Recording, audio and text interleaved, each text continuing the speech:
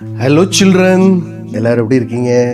நல்லா இருக்கீங்களா? Very good. உங்கள் அனைவருக்கும் ஆண்டவராகிய இயேசு கிறிஸ்துவின் நாமத்தில் கிரீட்டிங்ஸ், வாழ்த்துக்கள். இன்னைக்கு ஒரு பைபிள் ஸ்டோரி பார்க்கலாமா? இன்னைக்குள்ள பைபிள் ஸ்டோரி இங்கே இருக்குது அப்படின்னு சொன்னால், ஜோப் சாப்டர் 1 and 2, யோபு 1 மற்றும் 2ஆம் அதிகாரம். யார் இந்த யோபு? ஊத்ஸ் அப்படிங்கிற ஒரு தேசம் இருந்துச்சான். ஊத்ஸ் அப்படிங்கிற ஒரு லேண்டு. ஸோ அந்த இடத்துல யார் வாழ்ந்துக்கிட்டு இருந்தார்? இந்த யோபு அப்படிங்கிற ஒரு மனுஷன் வாழ்ந்துக்கிட்டு இருந்தார். அப்போ இவர் யாருன்னு சொல்லி நம்ம பார்த்தோன்னு சொன்னால், அவர் ஆண்டவருக்கு பயந்த ஒரு மனுஷன். Blameless man, upright man, wealthy man, நல்ல வசதியான மனுஷன். அப்போ அவருக்கு என்னெல்லாம் இருந்துச்சு? கிட்டத்தட்ட 7,000 sheeps, 3,000 camels, 500 yoke of oxen and 500 donkeys.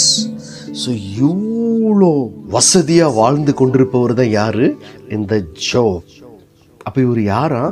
ஆண்டவருக்கு ஒரு பயந்த மனுஷன், உத்தமனாய் வாழ்ந்த மனுஷன், சன்மார்க்கனாய் வாழ்கின்ற மனுஷன் அப்படின்னு சொல்லி நம்ம பார்க்கணும். சரியா? சரி, இப்போ அவருக்கு எத்தனை பிள்ளைங்க இருக்காங்க அப்படின்னு சொல்லி பார்க்கலாமா? அவருக்கு 7 குமாரர் மற்றும் 3 குமாரத்திகள், 7 sons and 3 daughters.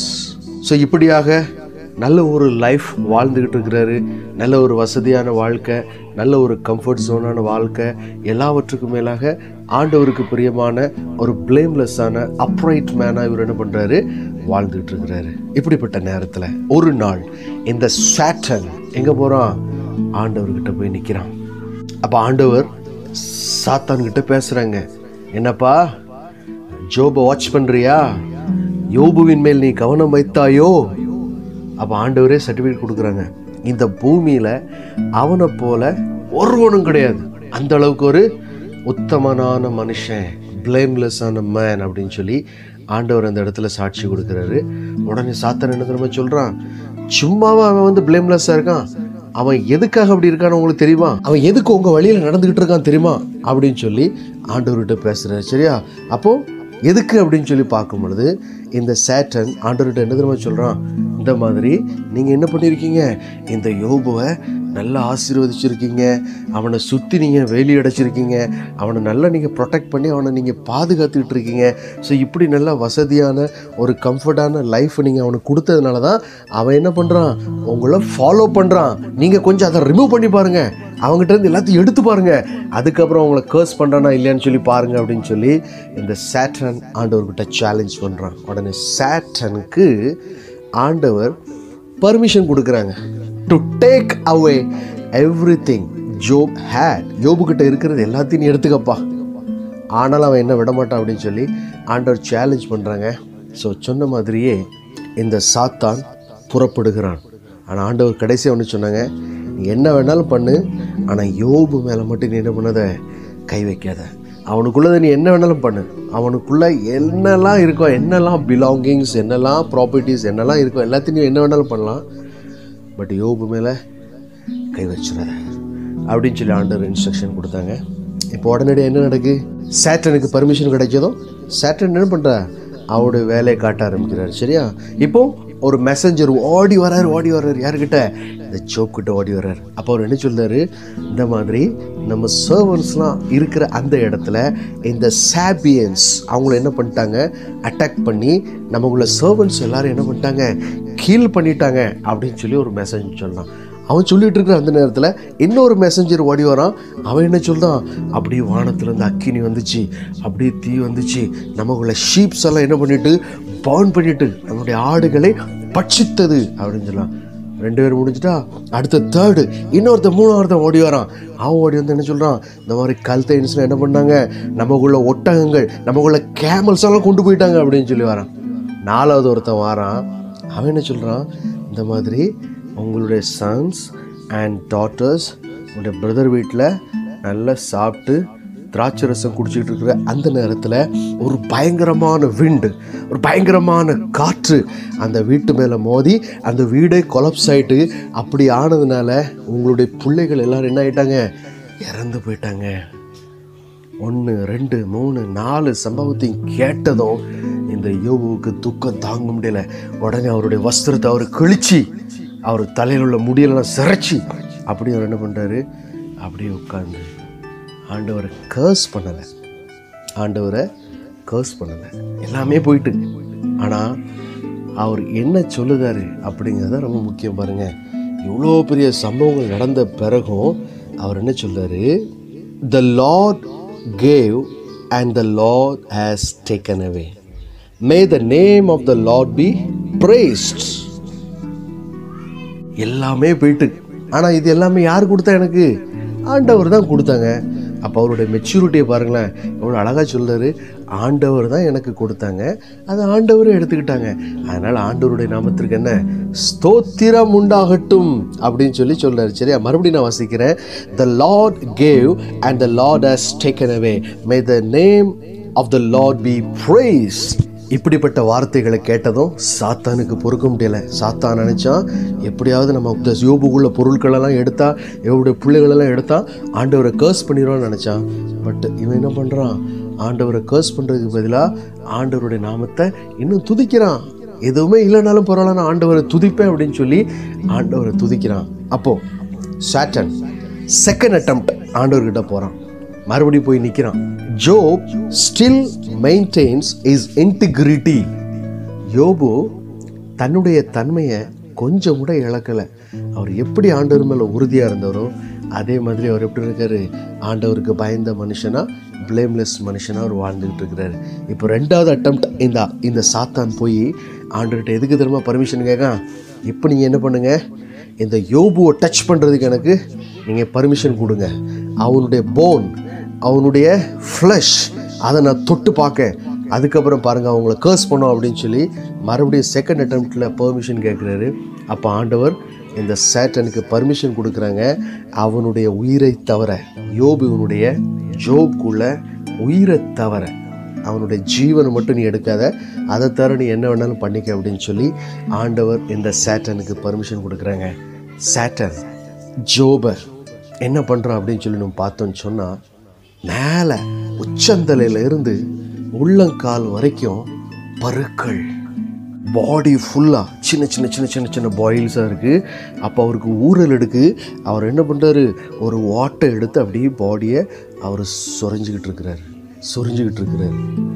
So Satan went and afflicted Job with painful sores all over his body. Job took a piece of broken pottery and scraped himself with it as he sat among the ashes, but he would not curse God for his suffering.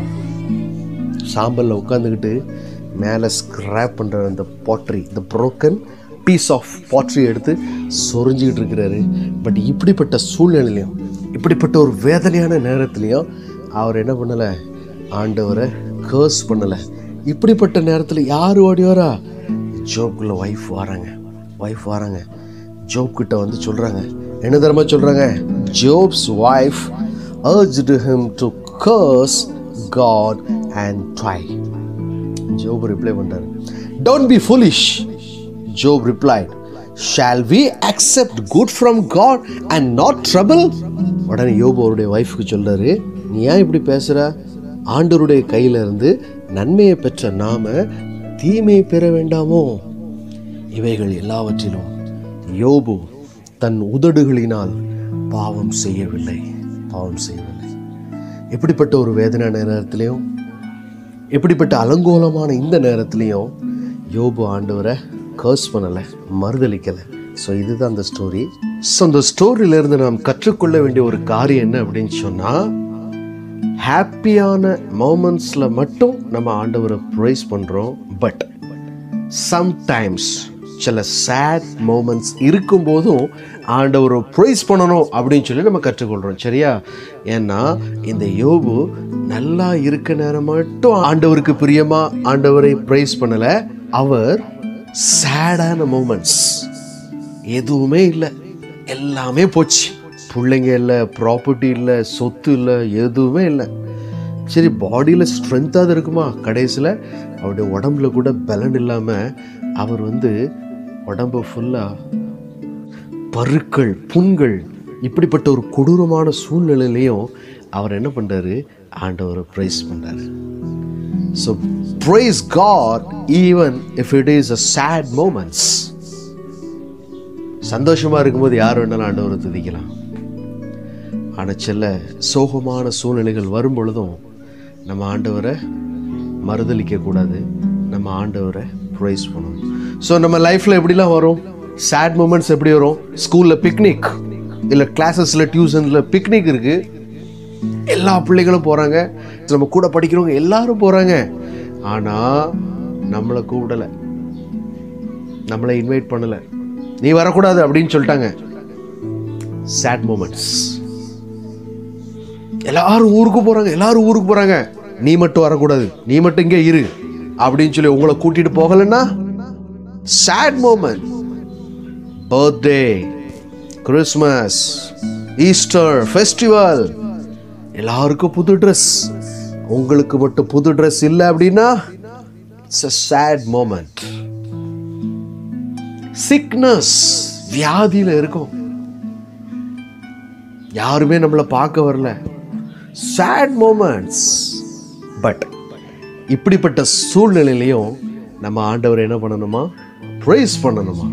யோபு எப்படிப்பட்ட ஒரு சேடான மூமெண்ட்டில் இருந்தார், எப்படிப்பட்ட ஒரு கஷ்டமான காலத்தில் இருந்தார், ஆனாலும் அவர் என்ன பண்ணுறாரு? ஆண்டவரை ப்ரைஸ் பண்ணுறாரு. ஸோ நம்ம லைஃப்பில் கூட சந்தோஷமாக இருக்கும்போது மாத்திரம் கிடையாது, சில சோகமான காரியங்கள் நடந்தாலும் கூட நாம் ஆண்டவரை மறுதலிக்காமல், ஆண்டவரை கர்ஸ் பண்ணாமல், ஆண்டவரை எப்பொழுது நம்ம என்ன பண்ணணுமா? ப்ரைஸ் பண்ணணுமா? சரியா? ஸோ இன்னைக்கு இந்த ஜோப்குள்ள ப்ரேயர் நம்முடைய ப்ரேயராக மாறட்டும். இந்த யோபு எப்படி விண்ணப்பம் பண்ணாரோ அதே மாதிரி நம்மளும் என்ன பண்ணுவோம்? விண்ணப்பம் பண்ணுவோம். So what is that prayer? Job chapter 1 verse 21. Naked I came from my mother's womb, and naked I will depart. The Lord gave, and the Lord has taken away.